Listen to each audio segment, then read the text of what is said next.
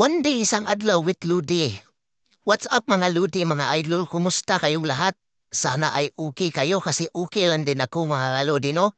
So for today's video mga Ludi, dadayo kami sa isang grocery store ni Dian. Kasi may nakita siya, gusto din niyang subukan kung anong mabibili namin. So papunta kami ngayon ng Tikom, mga Kaludi. At nandito na kami ngayon sa 1004 Gourmet mga kaludi dito sa may Onyx Tower sa Tikom. So tignan niyo yung mga paninda nila mga kaludi, no? Diba? Di natin mababasa mga kaludi. Kasi puro Korean. At dito ako nakurat mga kaludi kasi nakikita ako ng ubod ng kawahian mga kaludi.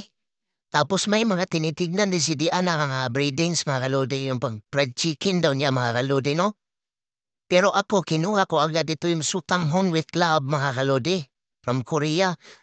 Tapos itong honey butter chips, mga kalodi, masarap to.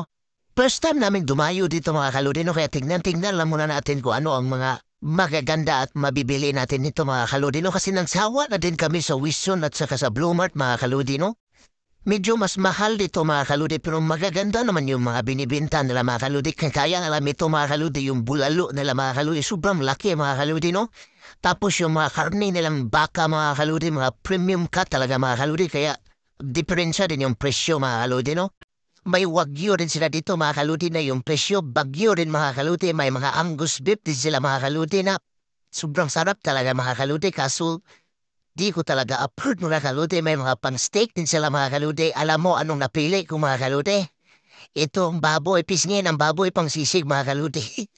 At kumuha rin ako ng isang kondog mga kaludi with love kasi gusto ko tikman to mga kaludi, no? Si Dian ice cream na yung kinuha niya mga kaludi, no? So tikman na niya mga kaludi, di na niya pinalagpas pa mga kaludi.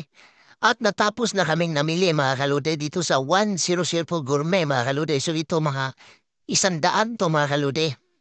At pagkatapos nito ay maniudto na kami mga kaludi. Dito na naman kami sa Chinese Palace sa Mall of the Emirates mga kaludi, no? So ito yung ulam natin, no? Beef chili, sweet and sour chicken, pancit, fried rice at saka lumpia mga kaludi na gulay. So kainan na mga kaludi, no? Thank you Lord sa grasya. So huwag niyong kalimutan mag-follow, mag-like at saka mag-share mga kaludi kasi approve na tayo sa ads on Reels mga kaludi, no? Sana suportahan niyo pa rin ako hanggang sa dulo mga kaludi. Bye bye, God bless, ingat kayo palagi.